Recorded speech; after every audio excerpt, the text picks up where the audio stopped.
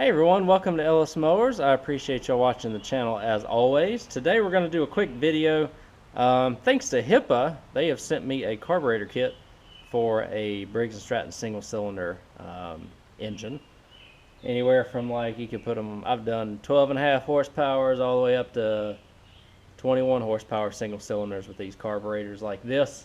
And this particular one's got the classic needle and seat leak. It's a customer mower that's in. I had to rebuild the deck, and then also it started mixing gas with the oil, and so it needs some sort of needle and seat repair, which when these Nicky carburetors do that, I just usually replace the whole thing because you can usually get them for about $20 or so a piece. And it was generous enough to send me this one. So I'll have the link to their website in the description below, as well as the link to this specific carb kit. In this video, all we're going to do is basically just swap this thing out. We'll check how it runs, and then we'll be ready to send this mower back to the customer. So let's go ahead and get started on this. If you have any questions about this video or any video you see on the channel, feel free to reach out to me, Ellis at ellismowers.com, or at ellismowers09 on Instagram and Facebook. And let's get started replacing this carburetor.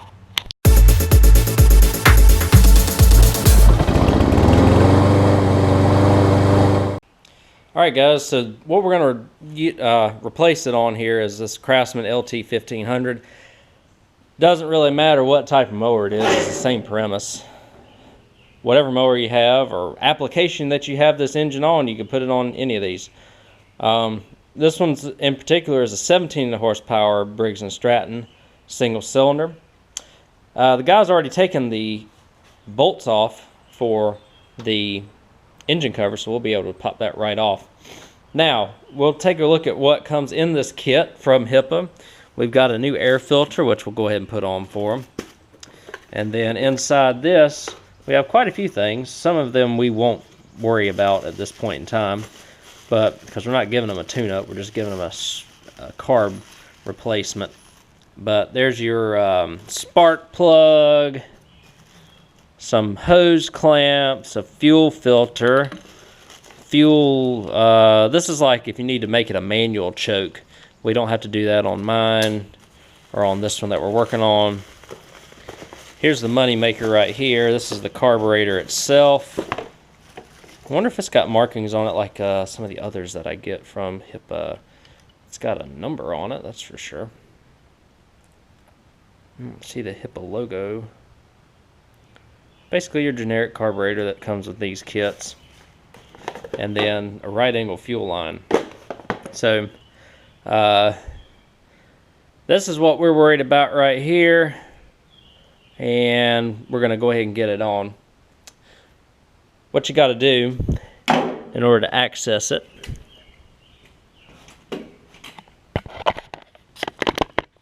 is take the cover off here. There's 4 bolts, 2 in the front, 2 in the back. We've already removed them. Sometimes you don't have to remove them completely depending on the type of cover, but this one you do. We'll pull it off. We'll pull this off. Oh, the air filter on it, I think I might have replaced it when I sold him the mower. It's basically brand new. We'll just put, well, we don't even need to put that HiPA one on there. Air filter's an air filter. I mean, it's a bunch of paper elements, right? So, biggest thing people buy these for is the carburetor. Pretty easy to get off. We've already got a fuel line shut-off switch here. So all I've got to do is get some pliers to get this fuel line off. A couple of 7/16, and then it's a couple of 8mm deep wells that you got to get this carb off. And then we'll slap the other one on, we'll fill it up with oil and check to see how it runs. And we'll do this process on camera here in just a second. Alright guys, let's go ahead and get these things off here.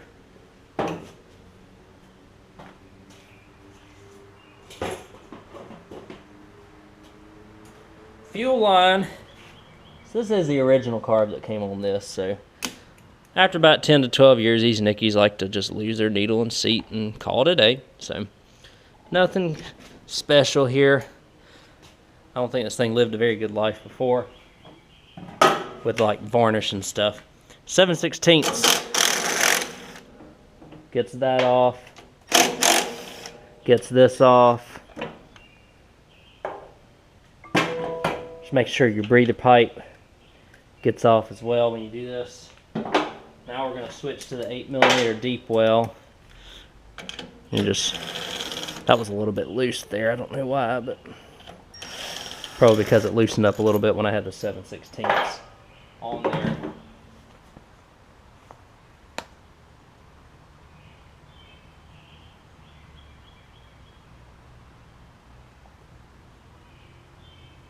Alright guys, so we got this off. We got to disconnect some things.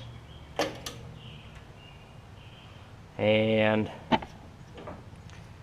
all you got to do is literally just disconnect this solenoid. Wow, almost don't even have you on camera. Sorry. There's a solenoid on the bottom here. This is the anti-backfire. Just disconnect that, pull it out of the way. Then you should be able to pull the carb out. You have to pull the choke out of that little slot right there. Release the arm, and then you can take your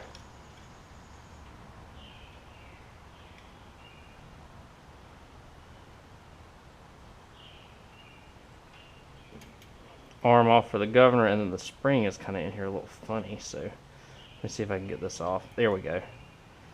That's it. I mean, this thing right here, like I said, it was leaking at the needle in the seat. A lot of times I don't even like to try and mess with them when they do that, especially the Nickies. The Walboroughs, well, we can try, but alright, so now putting it back on, we'll put the spring in first, because that seems to be the easiest thing to do. Just like that. We'll go in to put this on, which is the governor arm, so that's in. And then we'll put the choke arm on, and that'll be ready to go in. Now, one thing that we do need to do is put the new gasket on to go in between the carburetor and the intake pipe. That comes in your kit.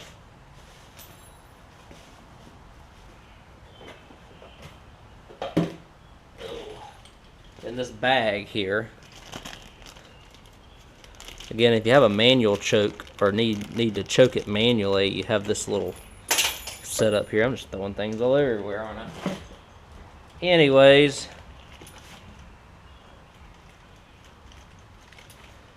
so now getting it back together is very easy. These are some of the easiest things to work on. It's awesome. Excuse me.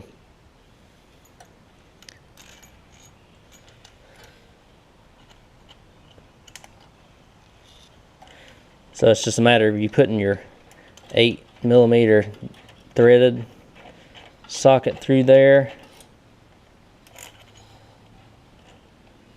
or threaded bolt, excuse me. You put that gasket in between the carb and the little plastic intake pipe, and you should be good to go. Going to be kind of easy with this. You can do an impact, you just have to be careful. You don't want to strip threads. It is metal, like a little metal ring inside that plastic tube. So, but let's check our throttle functions here. Choke looks like it's working properly. Spring seems a little loose, or a little bit lacking to come back though. I have to lube that up a little bit. There we go. I think it's more so this choke arm than anything. There we go. Much better. Alright, that's why you check that stuff first. We'll go ahead and put this fuel line hose back on while we have good access to it.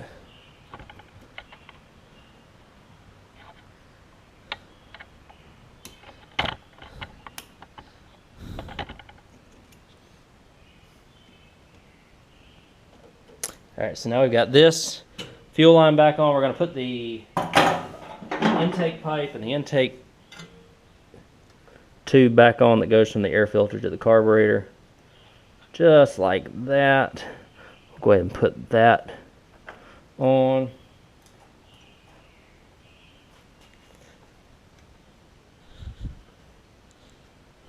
And then we'll tighten this up.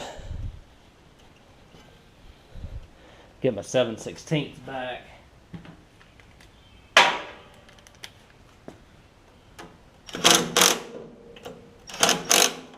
Just like that. Should be good to go. Now you're at the point where we just put the cover back on it.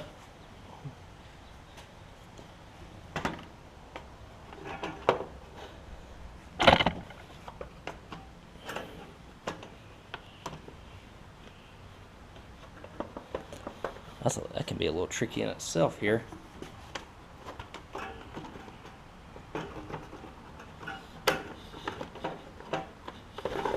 Alright, there we go. We'll stick this back on, just like that. There's a specific way that you've got to get these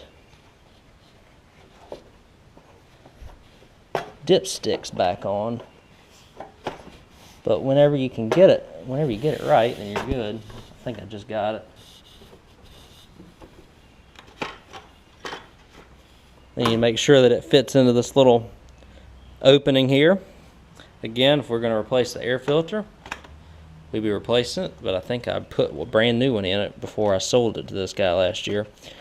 So, the only difference is this was a blue. This is the ones that are in blue, like the one that HiPA has sent me. Seems to be a better one than the black ones, but it's just kind of a matter of what I could get the cheapest at the time. But we'll put that air filter in another application, and it'll be just fine. Now all I got left to do, put these bolts in. The short ones go in the front, and the long ones go in the back. So, and I'll do that off camera. I'll also put some oil in this mower because he drained all the oil out before he got it here to me, just to get it all out of the crankcase. Good thing I checked though. Hate to put this thing on with no oil, right? It's one thing when you blow up your own mower, but when you blow up a customer's mower, whoo! I'm not going to say I haven't done it, because if I say I haven't done it, then I'm going to do it. If y'all know where I'm getting at.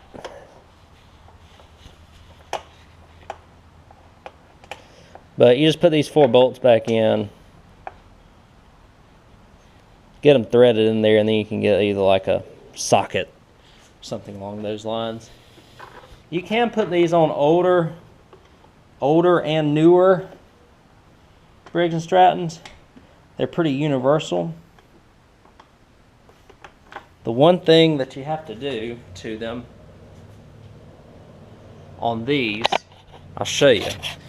If you have an old plastic or an old metal covered one engine, it has this tab on it, and this tab right here will actually get caught in the cover itself. Sometimes you might have to cut that tab off in order to get it in. And if you have to do that, then that's what you got to do.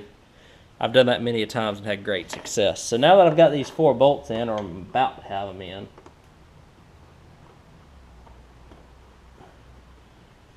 let me put some oil in it. We'll check it out, see how it runs. Sometimes you get these aftermarket carbs and they surge, and we don't want it to surge on us. One other thing that you need to remember to do real quick is to put that anti-backfire solenoid back in. That way it will allow fuel to flow into the carburetor up the jet so that it'll start.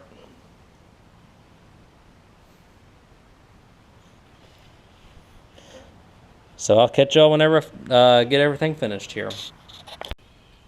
Alright guys, I got them bolts tightened. I also put oil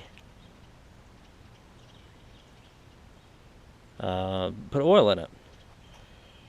And while we're here, we'll go ahead and test everything out, make sure everything's good in terms of it running, and actually what it needs to figure out if it's going to mow okay as well.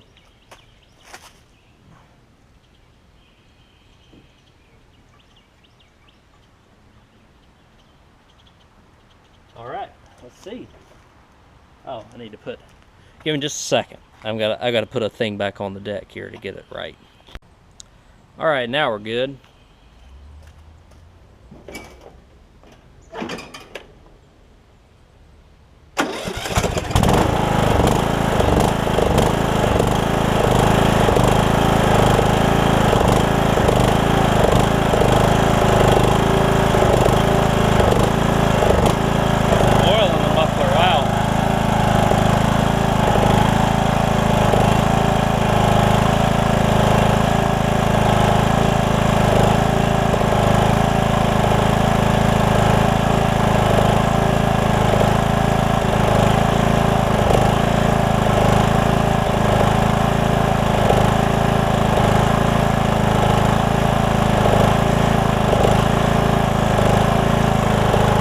Settle itself out. As you can hear it, it's running pretty good.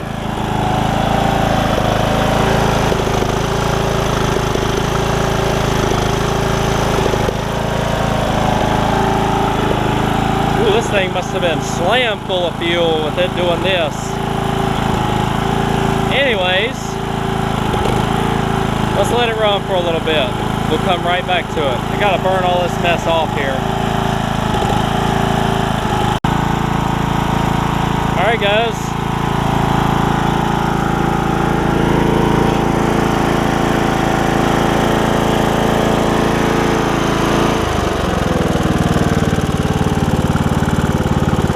it's running good, which is nice. And I'll show you with the blades on, because I had to test the blades out too while I was at it. That's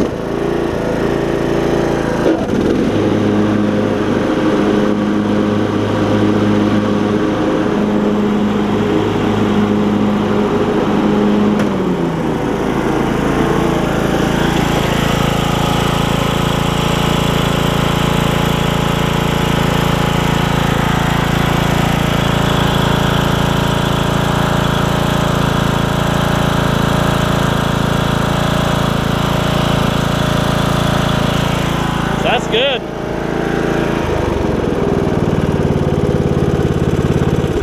That's excellent. So we just had to get rid of all that crap that was in the muffler from where the old carb leaked, and it seems to be good now, so including the belt, so that's great. I'll have the customer, let the customer know she's ready to rock and roll and bring it back. But again, like I said, HiPA carb works good.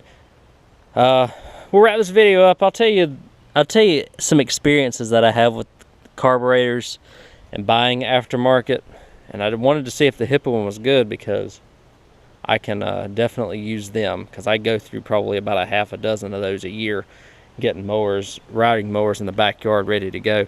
I know it has been a struggle this year to get riding mowers ready to go, but it's mostly been because of customer repairs, as well as other lawn equipment that seems to be selling somewhat similarly, somewhat better. I don't know. Anyways, let's wrap this video up and let the owner have this thing back. All right, so again, a little story about, I guess, my adventures with single-cylinder carburetors in the aftermarket.